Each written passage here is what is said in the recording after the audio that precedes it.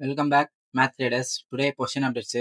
So 2 days back வந்து நம்ம வந்து ஒரு என்ட்ரி வந்து எடுத்திருந்தோம் ஆப்ஷன் பையிங்கில். ஸோ அதோட டார்கெட் வந்து இன்னைக்கு வந்து ஹிட் ஆயிருந்தது. ஸோ நம்ம பண்ணுறது பார்த்தீங்கன்னா position holding. So without any chart pattern, indicator, support and resistance எதுவுமே பேஸ் பண்ணாமல் பியூர்லி வந்து மேத்தமெட்டிக்கல் ஃபார்முலாஸில் மூலியமாக நம்மளோட என்ட்ரி டார்கெட்ஸ் வந்து நம்ம வந்து ஃபைண்ட் பண்ணிட்டுருக்கோம்.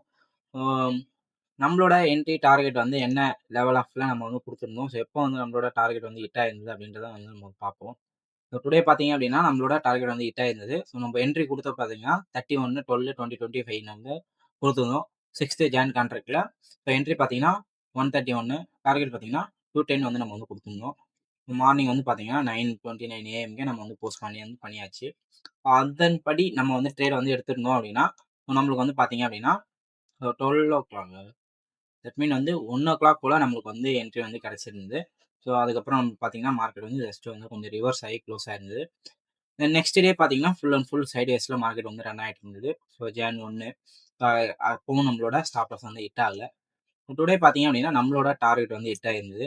பொசிஷனாக ஹோல்டு பண்ணி வச்சு நம்மளோட டார்கெட் வந்து நம்ம வந்து 210 வந்து நம்ம வந்து க்ளோஸ் பண்ணியிருக்கோம். ஸோ நம்மளுக்கு பார்த்தீங்க அப்படின்னா 5200 ருபீஸ் வந்து சிங்கிள் லாட் வந்து நம்மளுக்கு ப்ராஃபிட் வந்து கிடைச்சிருக்கு.